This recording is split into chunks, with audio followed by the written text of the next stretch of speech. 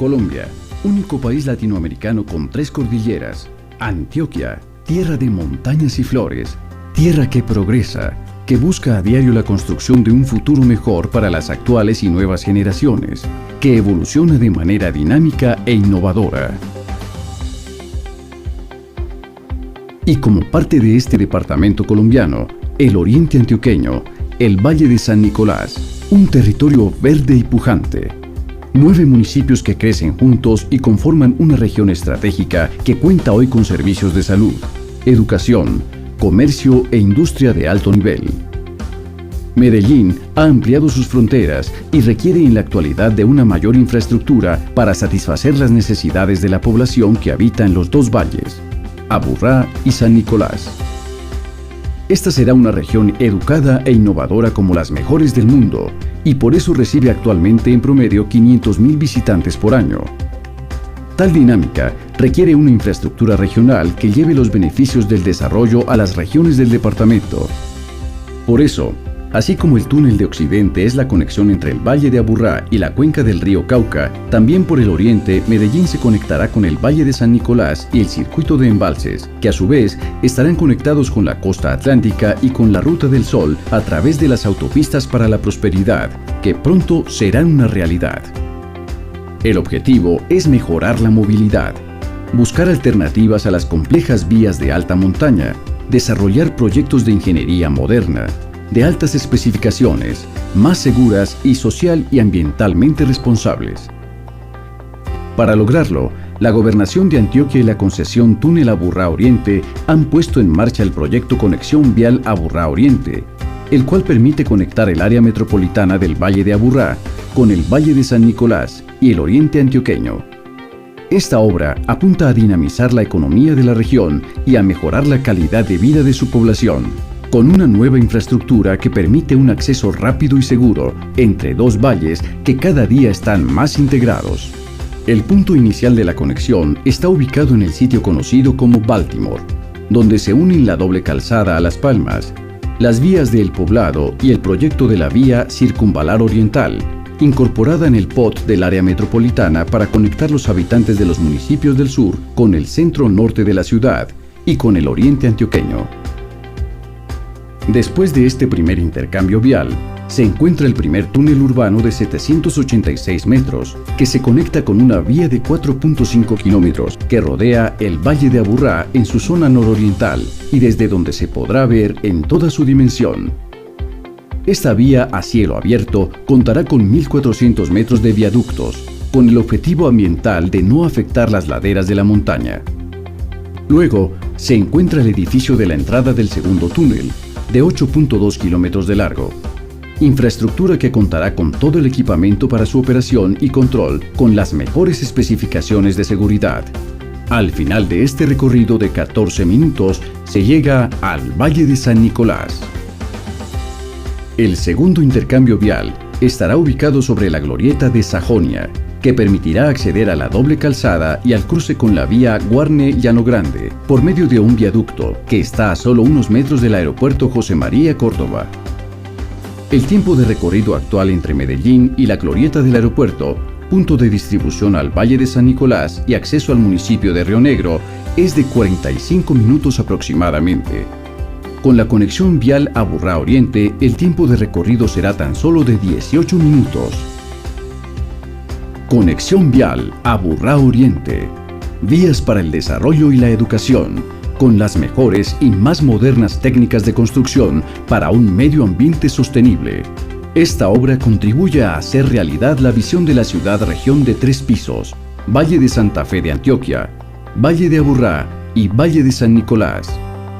Un proyecto responsable con el medio ambiente y con los habitantes del oriente antioqueño. Vías para todos, donde se integrarán la infraestructura con los sistemas de transporte público y privado, con el fin de dar a los usuarios mejores posibilidades de desplazamiento entre ambos valles, en menor tiempo y a menor costo. La posibilidad de contar con una conexión de doble calzada, moderna, ágil, segura y a la vanguardia en procesos constructivos, respetando el entorno ambiental y social.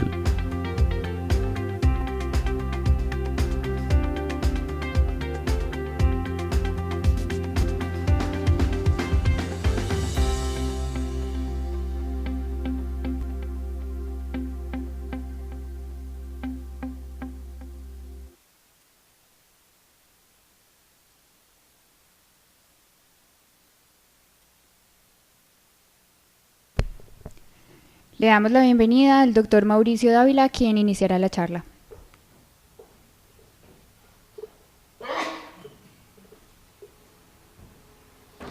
Muy buenas tardes, tengan todos ustedes. Doctor Diego, muchas gracias al presidente de la SAI, a todos los miembros de esta institución por la invitación que nos extienden y que con mucho gusto y mucha satisfacción tenemos ocasión de estar acá hoy. En esta institución, Cornare siempre ha tenido un espacio de interlocución sincero, un espacio de interlocución franco y también muy técnico en torno a grandes obras que como hoy es el Túnel de Oriente. Hoy tenemos la oportunidad de informarles a ustedes de lo que esperamos sea el último capítulo de un gran camino y largo camino de trabajo en torno a la licencia ambiental del Túnel de Oriente. Como ustedes se pudieron dar cuenta, ahora el 18 de marzo, Cornare comunicó ante la opinión pública la autorización de la modificación de la licencia del túnel.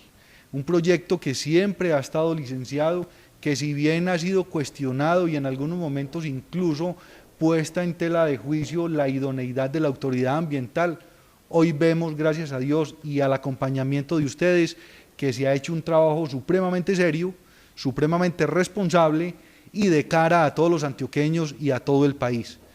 Nuestro subdirector de Recursos Naturales, el doctor Javier Parra, tendrá ocasión en la conferencia de explicar y de recorrer todos aquellos aspectos de orden técnico que tuvimos en cuenta, que fueron propuestos por la concesión Aburrá Oriente y por la Gobernación de Antioquia y que la autoridad ambiental tuvo a bien aceptar y perfeccionar incluso en algunos casos, para que esta obra realmente fuera demostrar, por decirlo de alguna manera, demostrar ante Colombia, ante las grandes obras de infraestructura del país.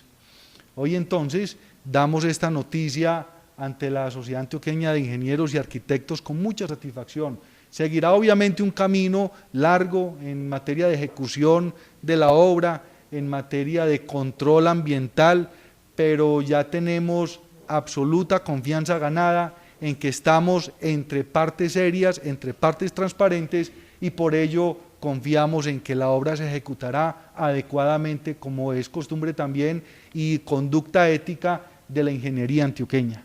A ustedes muchas gracias, le doy la palabra al doctor Javier Parra Bedoya, quien entonces recorrerá todo este camino técnico. Muchas gracias.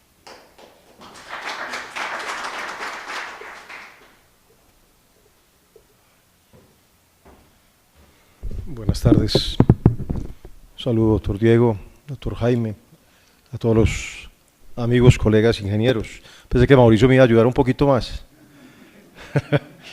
Pero bueno.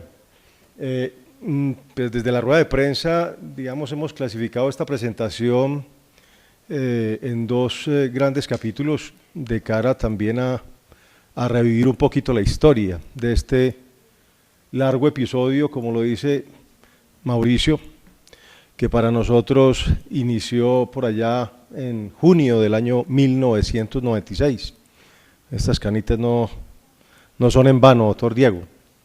Desde ese entonces conocimos la radicación que en su momento hiciera el entonces gobernador de Antioquia, el doctor Álvaro Uribe, ante el Ministerio de Ambiente, para que desde allí se dirimieran las competencias como lo establece la ley 99 del 93, en torno a conocer y tramitar hasta el final la licencia ambiental de este proyecto de conexión vial Aburrá Oriente. No solamente del túnel, que es algo que también tenemos que empezar a desmontar de la mente y del imaginario de tantas personas. Esto es un proyecto de conectividad de los dos valles. Voy a tocar los aspectos más relevantes porque yo siento que aquí es mucho más importante hablar de temas técnicos asociados al cómo, al qué fue evaluado en este segundo proceso de revisión y de modificación de la licencia ambiental.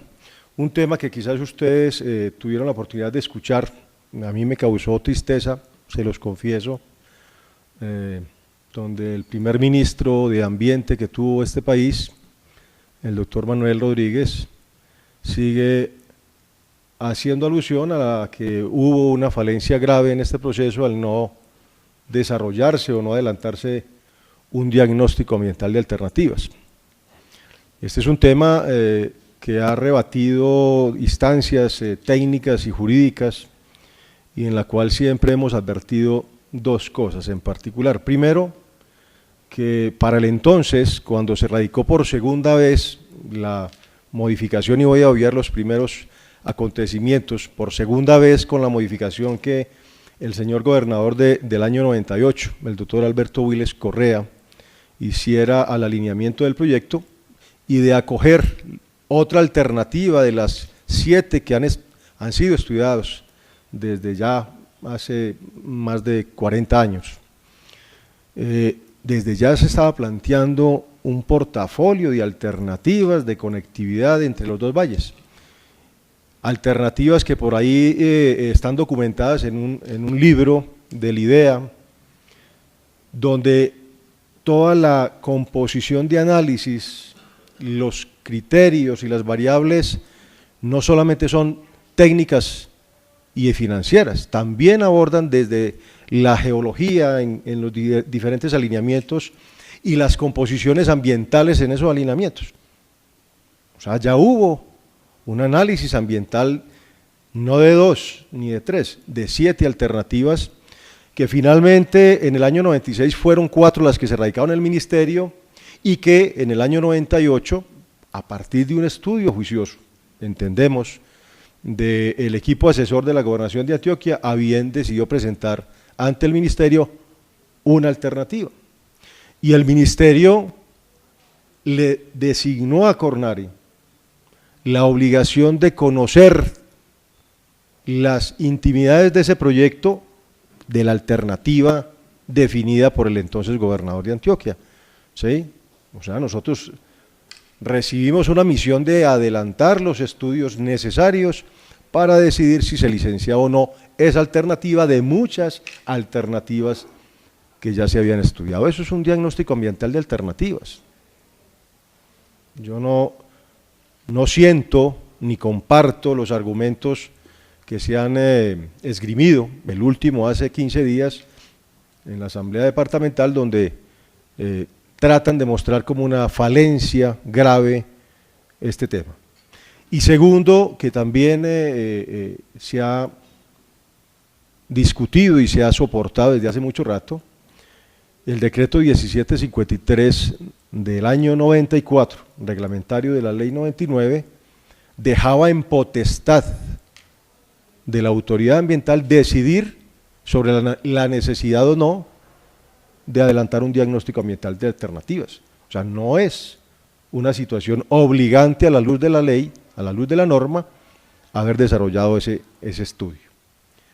Muy bien. Voy a pegarle el salto grande desde el 2002, que ustedes recuerdan, finalmente, después de 2 años de estudio, así como lo hicimos hoy un poco más rápido, para este periodo, en 2 años, con requerimientos, con observaciones, un grupo muy similar de profesionales tanto de Cornare como Corantioquia, nos dimos a la tarea, incluso, doctor Jaime, usted si no recuerda eso, enclaustrados afuera de las instalaciones de Cornare para evaluar el estudio de impacto ambiental realizado por Integral, con todo el juicio y con todo el rigor, con exigencias. Recordemos que el tema, digamos, neurálgico que ha pendulado en torno a las críticas y a los argumentos de la oposición, el tema de la hidrogeología, fue un requerimiento que nosotros hicimos en el año 2001, porque sentíamos la necesidad también de profundizar en el conocimiento de la forma como en ese macizo rocoso discurría el agua. Bueno, en el año 2002, para que cerremos este capítulo, otorgamos esa licencia ambiental, licencia que se ha usufructuado por parte de la Gobernación de Antioquia y de la concesión vial, que es otro argumento que se ha emitido, en el cual dicen que la licencia quizás caducó porque no hubo uso de esa licencia. Entonces quiero recordar dos episodios, el primero de ellos en el año 2003, donde el municipio de Medellín le solicita a la Gobernación de Antioquia ceder, en el marco de esa licencia, la posibilidad de desarrollar un transecto de la doble calzada de Las Palmas, concepto que fue trasladado a Cornare y que Cornare acogió, siendo obviamente competente para decidir en esa sesión de la licencia ambiental. Y segundo, 2006-2007, doctor Jaime, usted sí lo recuerda para ese entonces, también la utilización de la licencia para construir la doble calzada Glorieta Sajonia hasta la glorieta de ingreso al aeropuerto José María Córdoba. Tan solo esos dos hechos dan fe de que esa licencia se usufructuó en las especificaciones y las condiciones como fueron entregadas para esos dos transectos. Muy bien, en el año 2009-2010 también se acude al revuelo cuando la concesión vial, la Gobernación de Antioquia, llevan a Cornare, presentan a Cornare una actualización de ese estudio de impacto ambiental y una actualización del alineamiento en la fase 1, perdón, en la componente 1, el tramo 1 del proyecto. Y se argumenta de que esa actualización debió haber obligado de inmediato a iniciar un proceso de modificación de licencia conforme lo señala la norma. Lo que nosotros siempre hemos manifestado, y no nos ha temblado la voz para decirlo, en ningún momento nosotros acogimos esa información como una modificación al proyecto que diera lugar consecuentemente a una modificación de la licencia. Y en documentos que escribimos y que reposan en las carpetas, tanto de Cornare como en el Ministerio, la Procuraduría, Contraloría, siempre advertimos que lo que se hizo fue una actualización del estudio y de algunas consideraciones técnicas 8 años después de que se licenció el proyecto. Y que para nosotros seguía siendo el proyecto licenciado el mismo, excepto que se avalaba, ojo, algo que en la resolución 1764 de julio del año 2002 ya se había advertido, y es el tema del alineamiento. Bueno, yo quiero mostrar eso enseguida. Voy a pegar el salto ya a esa crisis, digamos, que se generó recién iniciado el año 2012, 12 de enero del 2012, nosotros planificando en detalle el desarrollo de nuestra tarea, cuando nos anuncian que el Ministerio iba a asumir la competencia del túnel, en virtud de las facultades que la ley le otorga a ese ministerio. En efecto, así se hizo. No solamente se le quitó a Cornare la competencia, sino que se le dio la instrucción a la Autoridad Nacional de Licencias Ambientales, ANLA, recién creada, para que suspendiera las obras preliminares que por esas épocas se adelantaban. Eso fue en marzo del año 2012. Desde allí se abrió por parte de la Autoridad Nacional de Licencias digamos, una tregua para recibir documentos, hacer evaluaciones, para conocer en detalle, con trabajo de campo, las condiciones sobre las cuales se había otorgado la licencia, las características bióticas, abióticas, socioeconómicas sobre las cuales se planteaba el desarrollo de este proyecto de conexión vial, para que con ese acervo de información, finalmente el ANLA, en junio del 2012, tomó la decisión de levantar esa medida preventiva de suspensión de actividades y de exigir como medidas preliminares una serie de estudios, actualización de estudios o de estudios complementarios que dieran lugar finalmente a decidir si se podía o no continuar con la licencia o la necesidad de modificar la licencia. De manera paralela, en ese mismo día, en esa misma fecha, el Ministerio, a través de la resolución 0807, le restituye a Cornare la competencia para evaluar el desarrollo de esas medidas preliminares. Muy bien. Aquí queremos significar algo. Hoy lo podemos comparar y muy seguramente muchos de ustedes, o la gran mayoría de ustedes, los ingenieros, muchos son los cuales están aspirando o estarán precalificados en el desarrollo de grandes obras viales y de movilidad, la autopistas de la prosperidad, por ejemplo. En la forma como la ley 1682 de diciembre del año pasado, la ley de infraestructura, define o digamos reestructura la forma como se deben de tramitar las gestiones ambientales para el desarrollo de estas obras y le exige al Ministerio de Ambiente y al ANLA definir unos términos de referencia integrales para el desarrollo de estos proyectos.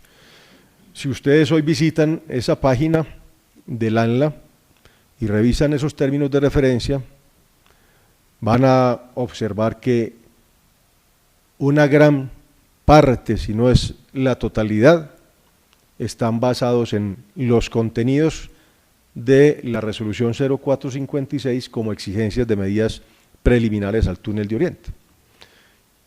Siempre lo hemos dicho, esas exigencias responden a un nuevo capítulo de los estudios ambientales para el desarrollo de vías de movilidad en Colombia. Representan un hito, un referente técnico para el futuro de esos proyectos, teniendo como soporte lo que a bien adelantó y a plenitud la Gobernación de Antioquia y la concesión vial Aburrá Oriente. Esos estudios hoy colgados en la página web de Cornare, ¿sí? Muy seguramente, doctor Jaime, esa platica que ustedes invirtió la Gobernación y todos nosotros, va a convertirse en un ejercicio pedagógico y académico de referencia importante para los estudios ambientales de este tipo de proyectos en el país. Y eso está bien, eso es bueno, ¿sí? Y que se califique como tal. Que la profundidad, la complejidad, los alcances de cada uno de los productos que se exigieron en esa resolución sirvan como, digamos, referencia que desde Antioquia se tiene para todo el desarrollo moderno de las vías en el país, que como hemos escuchado, en su gran mayoría se basarán en tunelería y en viaductos, dado las condiciones que tenemos de orografía en este país. Muy bien. El desarrollo de estos estudios con la claridad, con la transparencia, con la profundidad que se desarrollaron, fueron presentados en un primer escenario a la comunidad, al público en general, por allá el 30 de julio, doctor Jaime, en Plaza Mayor, como preámbulo, obviamente, que quiso hacerlo así la Gobernación de Antioquia y la concesión vial, para mostrar los resultados de esos estudios de cara a la comunidad, para que consideramos nosotros, como en algunas veces se ha murmurado, no se ha tenido en cuenta la comunidad en torno a el desarrollo, los contenidos, las metodologías de elaboración y los resultados de estos estudios.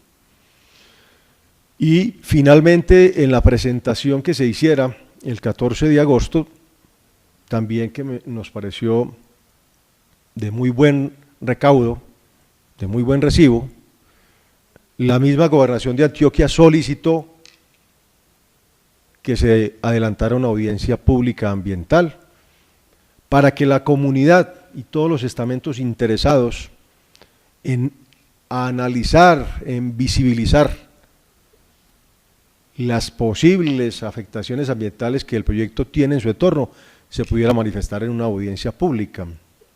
Yo creo que es el primer proyecto también, perdónenme que creo que, al menos en Cornare, en el cual el interesado de entrada dice: yo quiero que ustedes me soliciten, me desarrollen o me organicen una audiencia pública. Eso es mostrar que el proyecto se ha desarrollado y se ha diseñado con plena transparencia de cara a que la comunidad conozca los pormenores del mismo. Bueno, esa audiencia pública, ustedes se dieron cuenta, la realizamos el 8 de octubre con desarrollos paralelos tanto en el santuario en Río Negro como en el auditorio de Corantioquia, abriendo todas las oportunidades para que la gente participara, conociera las realidades ambientales del proyecto. Muy bien, este tema también lo quiero resaltar, porque igual después de la rueda de prensa donde nosotros anunciamos la decisión que tomamos para modificar esa licencia, se sigue argumentando de que los estudios fueron insuficientes o las evaluaciones que se hicieron no fueron detalladas o completas. Y yo sí quiero ser muy insistente en esto, primero porque un grupo de 32 funcionarios con perfiles profesionales y especializados en cada uno de los temas necesarios para evaluar los diferentes tópicos del proyecto, participamos en la evaluación detallada, ni siquiera les voy a decir los folios porque son exagerados, doctor Jaime, la cantidad de folios del estudio de impacto ambiental y de todos los 31 requerimientos que hizo el ANLA. Adicional a ello, que no lo dijimos, los profesionales de las 4 firmas que adelantaron esos estudios, uno de ellos, Geodata, con todo el bagaje suficiente de conocimiento en proyectos de tunelería en Europa, el consorcio Sigaplima, la firma que adelantó los estudios geotécnicos de cara a optimizar la vía cielo abierto en el sector occidental. Más o menos yo estimo, según lo inspeccionado en los estudios, 35 profesionales más, o sea, no menos de 60 profesionales participamos en esta evaluación. Yo creo que sería imposible 65 profesionales equivocarse en este tema. Yo no lo creo. Producto de esa evaluación, incluso, yo creo que fue una sorpresa, doctor Jaime, para ustedes, que hicimos una buena cantidad de requerimientos, más con la intención de que quedara suficientemente claro, suficientemente expuesto en cada uno de los temas, sobre todo aquellos temas álgidos, cada uno de los aspectos de cara a tomar la decisión frente a la modificación de la licencia. Trasladamos entonces, a través de un auto el 1 de enero, una serie de requerimientos para que la Gobernación de Antioquia y la concesión profundizaran, complementaran, explicaran algunos de esos temas. Temas que fueron resueltos de manera plena, de manera adecuada, en 2 entregas, una el 23 de diciembre de ese mismo año, ¿sí? Situación que le agradezco, doctor Jaime, una buena Navidad que nos hizo pasar usted. Y finalmente otra entrega el 20 de febrero de este año, para que finalmente con la profundidad, la rigurosidad y sobre todo la tranquilidad de tomar una decisión, finalmente el 14 de marzo del mes pasado, 14 de marzo, pues obviamente del mes pasado, ¿sí? Casi siempre, ¿cierto? Tomamos la decisión de modificar la licencia ambiental del túnel de Oriente, como lo decía Mauricio, licencia que nunca estuvo suspendida, ¿sí? Pese a que se criticó, que se especuló, esa licencia el Ministerio ni el ANLA la suspendieron, ni la derogaron, ¿sí? Consideraron prudente hacer estudios complementarios y de actualizaciones, es apenas lógico. Mire tan solo una condición que de pronto ustedes no la conocen. Para el año 2000, toda esa zona, toda esa vertiente, esa ladera del Morro de los Chivos, era una plantación forestal, en su gran mayoría de propiedad de en ese entonces de Corforestal, ¿sí? Y que obviamente fue una plantación que se aprovechó, y al aprovecharse una plantación forestal y se dejan baldíos esos terrenos, obviamente la naturaleza sabia empieza a recuperarse, ¿sí? a generar un nuevo ecosistema, una regeneración o sucesión vegetal que llaman los ingenieros forestales. Obviamente cuando vinieron los funcionarios del ANLA en el año 2012, doctor Jaime, vieron cardos y vieron líquenes, ¿sí? Ya se había recuperado en 12 años ese transecto.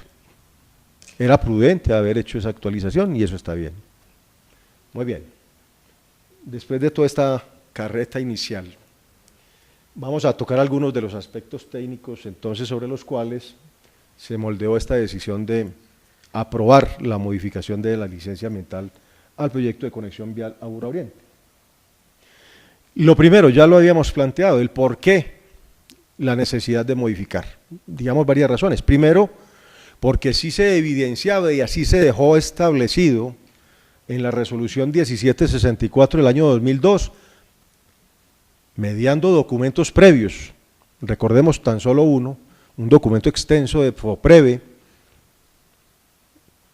donde se hacía advertencia de las particularidades de sensibilidad o de inestabilidad geotécnica en el alineamiento inicial que se tenía en el proyecto, en el denominado túnel de Rosales, ¿sí? Ya había una documentación que advertía, ojo, que esas no son las condiciones más aptas desde el punto de vista geotécnico para iniciar el desarrollo de ese proyecto en esa zona. Y se dejó entonces el planteamiento para que el interesado, la gobernación y el concesionario, adelantaran estudios detallados de cara a, digamos, sortear esa dificultad. Y eso es lo que nosotros siempre hemos planteado. El desarrollo del túnel Seminario, que ahorita en ese video también desarrollado doctor Jaime se muestra, era el reflejo de una exigencia que Cornare hizo en esa resolución 1764, advirtiendo, vuelvo y repito, esas condiciones de inestabilidad. Segundo, también se planteaba en el 2009 que conforme a las normas, digamos, actuales en Europa, en materia de tunelería era necesario acondicionar un tubo adicional paralelo al tubo licenciado de Santa Elena, ¿sí? Por lo tanto, se modificaban los alcances técnicos, las componentes de infraestructura del proyecto que ameritaban una modificación de la licencia. Y quizás también, de alguna manera, por reflejo, la necesidad de acudir a un mayor usufructo de recursos naturales que daba lugar también, como lo señala la norma, a una modificación de la licencia. Entonces, para resumir este tema, el planteamiento inicial del punto de arranque, digamos en contexto, en el K4+900, en el intercambio de Baltimore, ¿sí? Y el ingreso al túnel Seminario, era ya un planteamiento técnico que se venía estudiando desde el año 2002. Muy bien, las modificaciones que igual también se hicieron para la vía de cielo abierto, la vía de superficie, que lo mostraban muy bien ahorita en el video, donde se hicieron todos los estudios necesarios para optimizar esa vía, no solamente en sus parámetros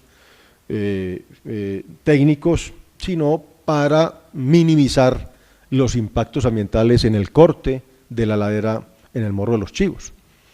1.300 y pico, casi 1.400 metros en viaductos y puentes generan, digamos, como resultado ese proceso de optimización.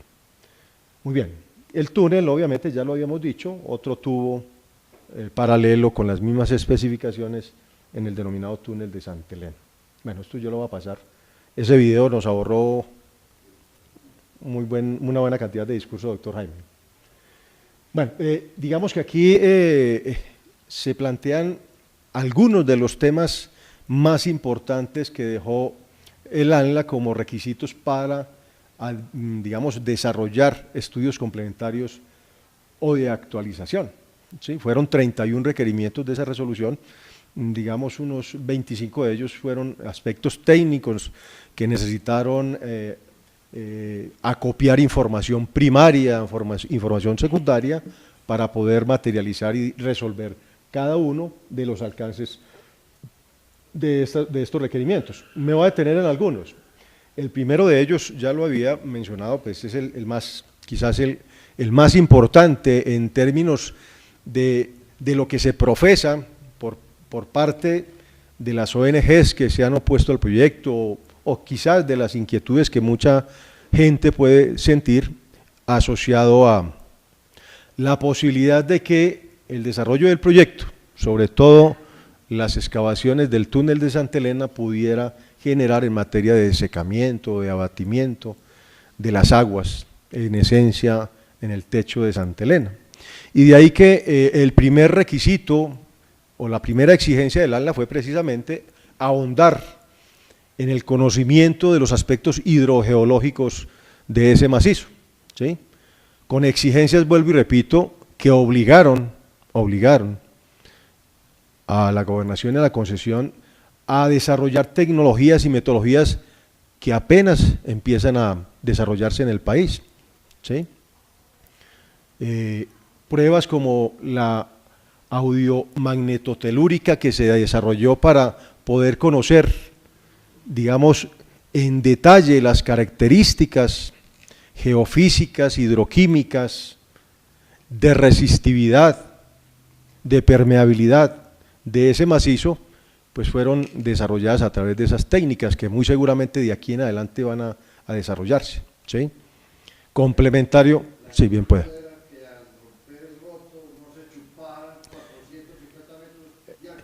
Esa era la inquietud, ingeniero. 500 más, yo creo que son más de 500, ¿sí? En el cual, entre otras, como parte de esos estudios, ya que usted lo pregunta, lo voy a adelantar. Recuerden que en los documentos sobre el cual se reposan incluso denuncias penales, se habla de un acuífero a lo largo de ese macizo. Estos estudios desmintieron ese argumento y con pruebas, con sondeos, con perforaciones, con desarrollo de tecnología como tomografías eléctricas, demostraron que ese acuífero es un acuífero subsuperficial, que por lo tanto no tendrá ningún asidero en el que una excavación 500 metros abajo pueda generar un abatimiento de ese acuífero en el techo de Santa Elena. Y quizás todavía lo siguen argumentando, pero desde la ingeniería se descarta toda posibilidad de hacerlo. Todos los estudios que se hicieron alrededor de poder conocer, vuelvo y repito, las características, la intimidad, la profundidad de ese macizo rocoso fueron desarrollados a cabalidad, con estudios, vuelvo y repito, que se constituyen en referentes, incluso académicos, para que en el país se tengan como de estudio obligado en este tipo de obras. Muy bien. De igual manera, en los aspectos geotécnicos, de cara, y que aquí hay que advertirlo también, doctor Jaime, en su momento, mire, para el 2001, 2002 no se habían adelantado estudios sobre la composición geológica, geotécnica en Medellín y su área rural, no se había hecho, ¿sí? Y tan solo con ocasión de la formulación del plan de ordenamiento territorial, algunas entidades, con Antioquia, la Universidad Nacional, ahondaron en esos estudios, y esos estudios determinaron algunos niveles de sensibilidad o de inestabilidad en algunos puntos, particularmente en uno de ellos donde estaba planteado ubicar un depósito de estériles, el denominado depósito de Bolivariana. Y eso es razonable, ¿sí? Los estudios que se adelantaron con ocasión de estos requerimientos dieron como resultado la necesidad de abortar ese depósito por las condiciones de riesgo que representaban para las comunidades asentadas aguas abajo, ¿sí? De igual manera, y se especuló mucho, ahí se me pasó, sobre los depósitos denominados Ventana 1 y Ventana 2, dos depósitos que estaban localizados en el sector oriental, en el municipio de Guarne, dentro de lo que finalmente se configuró como la Reserva Forestal Protectora del Nare, pero valga también plantearlo, en el año 2002, así lo nieguen, para nosotros, para todos ustedes, no existía la Reserva Forestal Protectora del Nare, nadie la conocía. ¿Por qué no la conocíamos? Porque el INDERENA, que fue que expidió el acuerdo en el año 1970, el acuerdo 31, no la publicó, no la difundió, ni siquiera adelantó el plan de manejo ambiental, plan de manejo, digamos, obligatorio para poder llevar a la vida jurídica una reserva forestal. Recordemos que después de un trabajo también que generó muchos tropiezos, que todavía sigue generando, finalmente esa reserva fue realinderada en el año 2010, a través de la resolución 1510 del Ministerio. Tampoco existía entonces, y tampoco necesitábamos, como se ha planteado, adelantar un trámite de sustracción de una reserva que no existía. ¿Sí?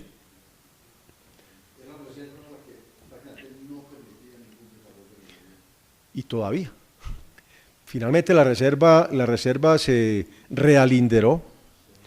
De las 15.400 hectáreas quedaron finalmente 8.829, de las cuales el 54% están zonificadas o afectadas como suelo de uso sostenible, o sea que alberga posibilidades de desarrollo incluso habitacional, de parcelaciones y demás, ¿sí? Afortunadamente, ¿sí? Muy bien. De igual manera, bueno, ya habíamos advertido esto sobre digamos, las necesidades de optimizar las componentes de infraestructura, en particular esa vía a cielo abierto, la descripción detallada del proyecto con todos los pormenores, así quedó establecido en los estudios. Igual se hizo y se exigió una simulación en torno a las consecuencias o afectaciones que posiblemente se darían con ocasión de las voladuras necesarias para los procesos de excavación del túnel. Se exigió un capítulo detallado en torno al uso y aprovechamiento de los recursos naturales que obligó, y en esto quiero significarlo,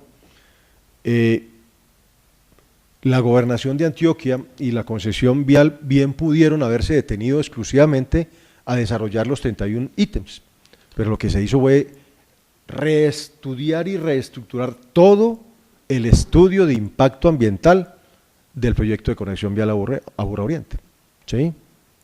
Es decir, vamos a barajar de nuevo y a reestudiar cada uno de los posibles impactos que las componentes de desarrollo del proyecto pudiesen generar.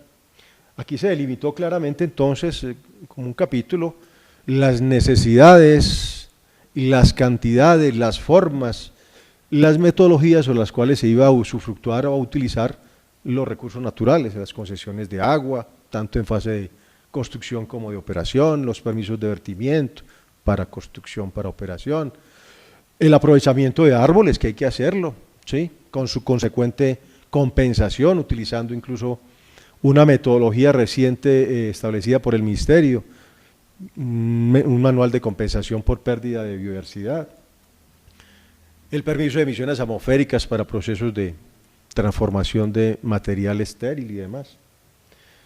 De igual manera, un estudio muy juicioso a partir de la delimitación de criterios y variables sobre el área de influencia directa e indirecta del proyecto, en todos los aspectos, biológicos, abióticos, socioeconómicos, culturales, que dieran la posibilidad entonces de sobreponer el proyecto frente a esas características y definir, calificar, priorizar y jerarquizar los impactos ambientales que genera el proyecto y poder traducirlos en un plan de manejo ambiental, en un plan de control de seguimiento y monitoreo, en un plan de contingencia, como elemento fundamental para poder controlar desde lo ambiental la ejecución de un proyecto.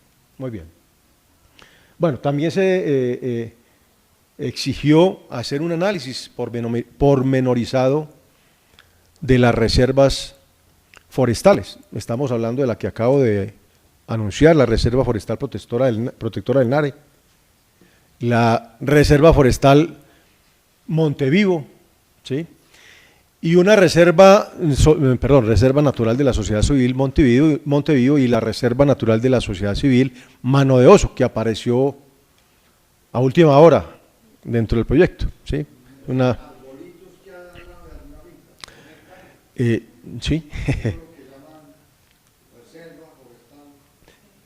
Usted ya lo dijo. No, hay especies, digamos, hay una valoración de bienes y servicios ambientales importantes, también hay que reconocerlo. La reserva Mano de Oso es muy pequeña, realmente, pero tiene una riqueza biológica que fue así valorada por el Ministerio para poderla calificar como reserva natural de la sociedad civil. Valga la pena citar que esta última reserva hace parte incluso del área protegida, o sea, de la zona de protección o de preservación de la Reserva Forestal Protectora del Nare. O sea, ya tenía blindadas todas las condiciones para que se conserven los bienes y servicios ecológicos. Muy bien, y un plan de socialización de estudios y resultados desarrollado, esa fue otra empresa que se me olvidó, doctor Jaime, a través de Codesarrollo, con una cantidad importante de talleres, de mecanismos, de divulgación, de sociabilización para que todas las comunidades y las personas dentro del área de influencia directa del proyecto conocieran los pormenores del mismo. Bueno, 3 diapositivas técnicas como para salvar la noche. La primera de ellas, ¿sí?, que es digamos, la espina dorsal de todo este análisis, lo había señalado ahora, los estudios hidrogeológicos, ¿sí?, planteando, vuelvo e insisto, en el reconocimiento, mi chica, ahí sí me jodí yo aquí, María, en el reconocimiento que a través de todos esos estudios que hizo Geodata, consagró el techo de Santa Elena como un acuífero subsuperficial, y que la propia pluviosidad, entre 2.500 y 3.000 milímetros de lluvia al año, dan lugar a mantener unas condiciones de equilibrio, ¿sí?, que por lo tanto el hurgamiento a través de la excavación profunda, 500 metros abajo del techo, no tendrán ninguna inferencia en esos acuíferos, ¿sí? Que el fenómeno del Niño pueda impactarlo, claro, que las condiciones, perdóneme doctor, que las condiciones actuales hoy, lo tengo para decirlo más adelante, sin proyecto, dan lugar a que existen niveles críticos de oferta-demanda para algunos de los acueductos de la zona, ¿sí?, sin proyecto, y que obviamente se requerirá hacer la gestión a quien corresponda para que no se le cargue al proyecto problemas asociados a un desabastecimiento. Dígame. Me disculpa que le haga esta pregunta antes de terminar en lo usual, claro. Pero es pertinente. Me supongo que ustedes están haciendo, y con veeduría de las personas interesadas en estos temas, aforos en esas fuentes, en las más representativas fuentes de la zona subsuperficial. Porque en los veranos del año entrante y del que sigue, los 3 veranos subsiguientes, me imagino que van a poner el grito en el cielo. Entonces es bueno que haya testimonios de este veranito que está más o menos fuerte. ¿Cuáles son los Claro. Y que tengan testimonios, que ellos puedan dar fe de que esa medición se hizo como mandan los cánones? Sí.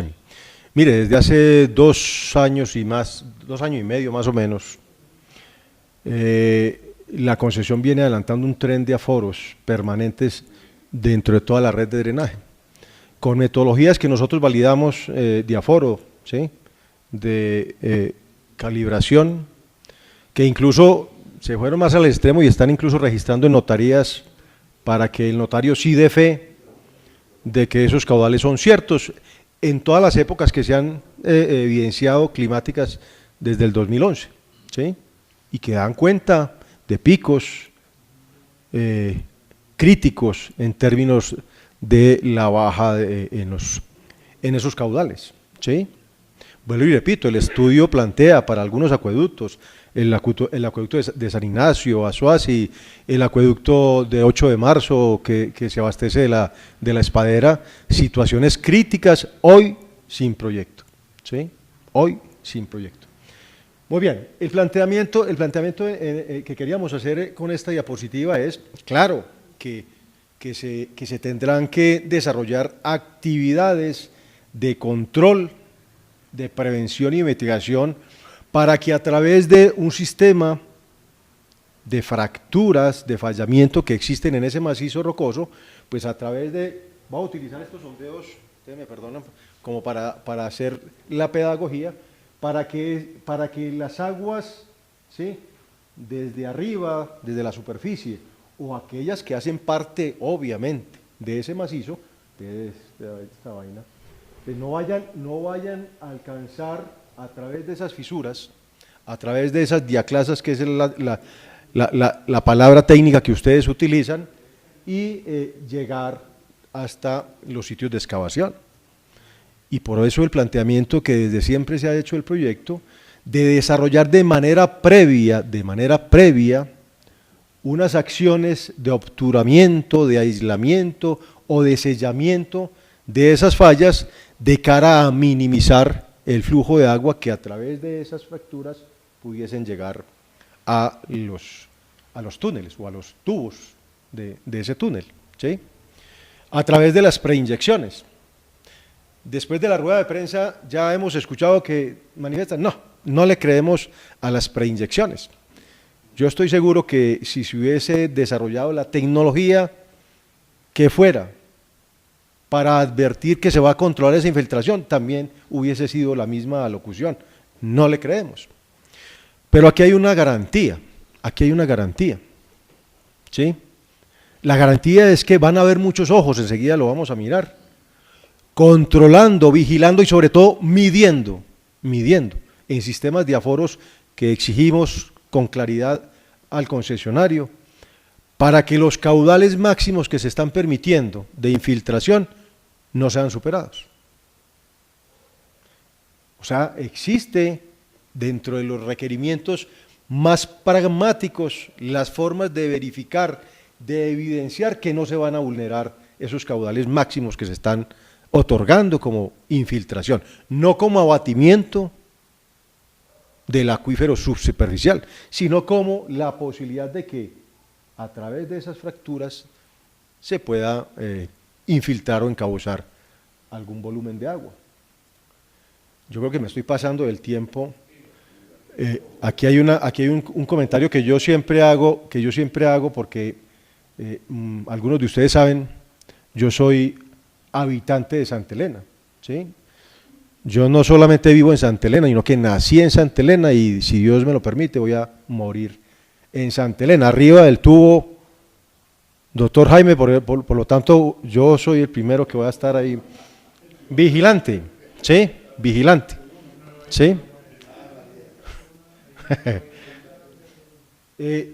Existe en la vereda del plan, cuando uno entra, sube por la vía de Santa Elena, entra Conejos y se mete a mano derecha, que es la vereda del plan, llega a un sitio en una Y que se llama El Chispero, ¿sí? En ese sitio especial, el agua que viene de una quebrada que se llama La Espadera se desaparece, se pierde, ¿sí? Y aparece aguas abajo, ya en la vertiente hacia la quebrada Santa Elena, en una de las fallas que son clasificadas en Medellín como las dunitas de Medellín. Eso siempre ha existido así. Y el agua en la vereda del plan ha escaseado por efectos de esas dunitas. De ninguna manera. Es parte de un equilibrio en función de unas características geomorfológicas, geotécnicas, geológicas de ese macizo, ¿sí? Igual, estas fallas, ¿sí?, requieren, como se ha planteado en el proyecto, un tratamiento de preinyecciones o postinyecciones en la medida que se requiera. Cuando yo digo posinyecciones es que en la medida en que se supere el caudal máximo establecido, pues habrá necesidad de agotar un proceso complementario de posinyecciones. Y termino esta diapositiva en que el estudio, con toda la documentación, doctor Jaime, con todo el soporte, con un modelo tridimensional en el cual se predijeron, se proyectaron las posibilidades de infiltración, se determinó que era posible, para tranquilidad de todos, trabajar con un caudal máximo de infiltración de 30 litros por 100 metros de excavación del túnel por minuto, ¿sí? 0.50 litros por segundo para que nos entendamos más fácil. Mire, eso es una decisión que nosotros tomamos, doctor Jaime, y que usted nos entendió en su momento, con todos los estudios que los opositores vincularon en el proceso y que nos hicieron conocer. En el último de ellos, que se llamaba Estudio del Impacto sobre el Recurso Hídrico asociado al Túnel de Oriente, después de, desarrollar una serie de hipótesis en torno a las afectaciones que se iban a tener sobre las reservas, finalmente le solicitan a la autoridad ambiental, a Cornare, que por favor revise los umbrales que se estaban planteando de infiltración, que fuéramos más exigentes, Eso lo solicitó la veeduría, ¿sí? Y les hicimos caso. Y bajamos a la tercera parte ese caudal máximo de infiltración, hasta 10 litros por minuto por cada 100 metros de excavación, controlables, verificables, evidenciables, en cualquier momento. Yo creo que mayor tranquilidad para el proceso no puede haber. Bueno, yo voy a rematar ya con estas cosas. Ya habíamos hablado, entonces los depósitos de Ventana 1 y Ventana 2 se modificaron de su sitio, por lo tanto lo que señalaba el ANLA de la necesidad de hacer sustracción, trámite de sustracción del área de la reserva forestal del NARE, ya no habrá necesidad. ¿Sí? Muy bien, esto ya lo habíamos hablado. Mire, esto es para analogía, ¿sí? Si garantizamos que con 30 litros por cada 100 metros por minuto no habrá ningún temor de desecamiento aguas arriba en el techo de Santa Elena, o sea, donde está la reserva Montevivo, con 10 litros sí que menos, ¿sí? O sea, por analogía, lo que llegue aquí, que no va a tener ninguna afectación directa, como ya lo advertimos, pues mucho menos, esta vaina se me pasó, mucho menos va a afectar las condiciones naturales de la Reserva Natural de la Sociedad Civil Montevivo. Y igualmente por analogía, tampoco la Reserva Natural de la Sociedad Civil Mano de Oso. Se descarta entonces, ¿sí?, las posibilidades de afectación, de impacto de esas reservas que las han mostrado como si fuera pues la despensa última de bienes y servicios ambientales, específicamente el agua para todos estos municipios. Muy bien. Bueno, yo quiero terminar ya. Ya habíamos hablado lo de la evaluación de impacto sin proyecto, que es en términos de lo que usted decía, doctor, las actas de vecindad, un punto de referencia sin el proyecto para las condiciones sobre las cuales en algunos eventos sociales económicos existe hoy afectación en torno a la oferta de recurso hídrico. Bueno, finalmente el plan de manejo ambiental se reestructura con ocasión de todos estos estudios, igual el plan de control y seguimiento, plan de monitoreo, plan de contingencia, el plan de inversión del 1% que señala el decreto 1900 del año 2002. Yo quiero hacer énfasis en esto, ¿sí? Mire, la gobernación, todos los ojos que va a tener el proyecto, doctor Jaime, usted sabe que no va a ser fácil la cosa, ¿sí? Ya están aquí metidos los vecinos, ¿sí? La gobernación de Antioquia, en el marco pues del negocio, tiene a bien una interventoría propia para vigilar, para auditar cada uno de los desarrollos del proyecto.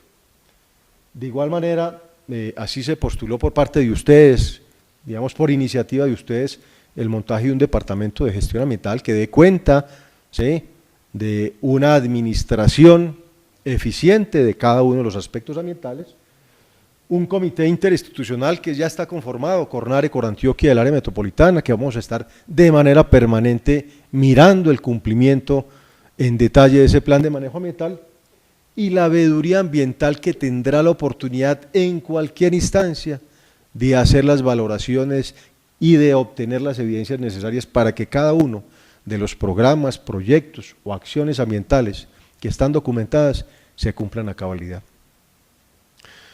Todo esto para concluir diciendo que a nosotros nos deja muy tranquilos, por lo menos nosotros desde Cornare, Mauricio, que lideró la parte jurídica, yo que lideré la parte técnica, no vamos a sufrir de insomnio por este proyecto, vamos a estar tranquilos, ¿sí? Y vamos a desarrollar la tarea que nos cumple una vez inicie el proyecto, que lo pueden iniciar de inmediato, como lo dijimos en la resolución, no hay que esperar nada, doctor Jaime, para empezar este proyecto. Muchas gracias, que Dios los bendiga.